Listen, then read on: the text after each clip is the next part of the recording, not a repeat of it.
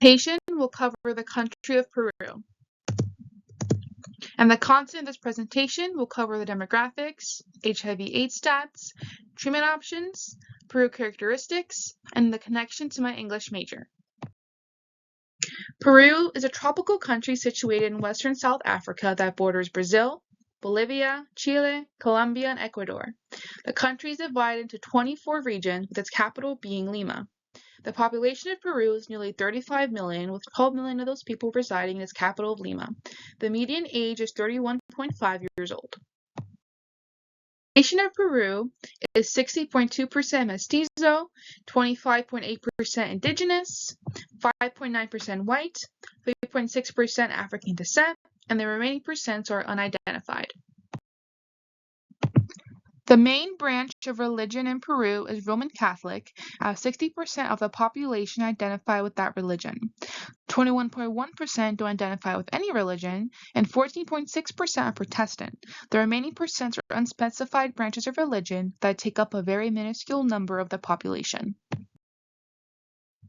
72.3% of the population live in urban areas, and 27.7% live in rural areas. Living in rural areas comes with difficulty, which is seen in the educational opportunities. While Peru has made progress in education, there is still a literacy crisis, as the learning poverty rate is 56%. This means that children at the age of 10 cannot read sufficiently. Location plays a large role in educational opportunities, as students in rural areas are typically isolated from main population centers, resulting in low education rates. Peru offers both private and public education, and there are over 8 million school children and 1.2 million university students in Peru. However, those attending school are typically from the middle class. That impacts education rates is socioeconomic status. There is a lot of inequality in the country because wealth is unevenly distributed. 7 out of every 10 people live in poverty or at risk of falling into poverty if faced with illness or an unexpected cost. In order to understand Peru is its lack of political stability. Peru has a high turnover rate for presidency, with 8 presidents in office just over the past decade due to corruption, impeachment, and illegal activities, which has led to healthcare issues. When it comes to AIDS, currently there is about 110,000 to 140,000 people living with HIV/AIDS in Peru, with thousands of new cases each year, and an estimated number of 6,000 to 10,000 new infections annually. Has a concentrated HIV epidemic. The percentage of HIV in the entire population is less than 1%. This means that in the general population, the percentage of HIV is low, but it is high within specific groups and areas. While new HIV cases declined 39% globally, Peru actually saw an 81% increase. The most common mode of transmission is unprotected sexual contact, mostly between gay men and men in general. The ratio of HIV infection between men and women is 3:1. This epidemic is also concentrated among trans women. Gay men and trans women account for more than 60% of cases, and trans women alone exceed 20% of infections. This is a rough estimate because, in many cases, men are unwilling to disclose their sexual identity.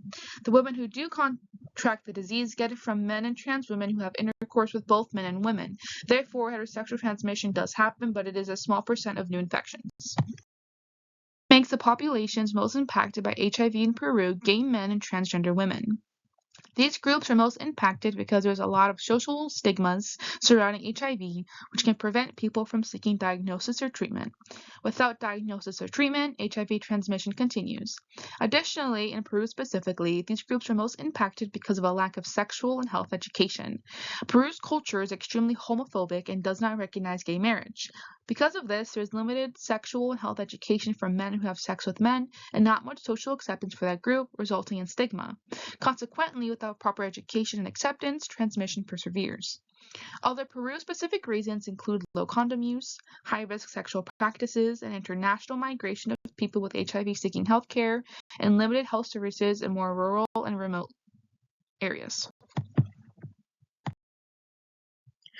Peru provides guaranteed free of charge HIV/AIDS treatment by Peru's Ministry of Health. Any individual diagnosed with HIV/AIDS qualifies to receive treatment through MINSA, which is Peru's Ministry of Health. The medication options include highly active antiretroviral treatment.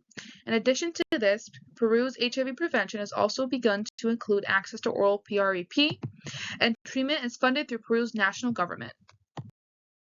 Peru's political instability has been a hurdle in HIV prevention and treatment. Constant power changes and political corruption can lead to problems of funding freezes, delays in communication, and make it difficult for the country to operate. Isn't very accepting of the LGBTQ+ community, which is a large issue in HIV prevention and treatment. Because of this, many gay men keep their identity hidden out of fear of discrimination and alienation. This results in a refusal to be diagnosed, which only exaggerates the transmission of HIV. And even when diagnosed, many people fear discrimination from medical staff or from their community, which makes accessing treatment difficult. The country's social characteristics, which are riddled with homophobia, instill fear in many Peruvians, which stops them from seeking health care. Severe economic inequality with high poverty rates for Peruvians located in rural, remote, indigenous locations. Those locations face disparities in access to healthcare services because they are located far away from healthcare centers, which are typically in urban areas. This means that low-income Peruvians don't have adequate access to HIV prevention and treatments. English is about communication and finding ways to connect with readers.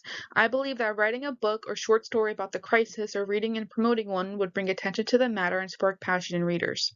I believe this quote perfectly encapsulates the power of humanities and English majors in assisting with health issues.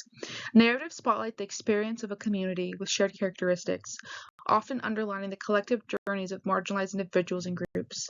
They humanize accounts of suffering, providing a call to action that evokes empathy and emotional engagement from the public regarding public health issues. Again and again, and thank you.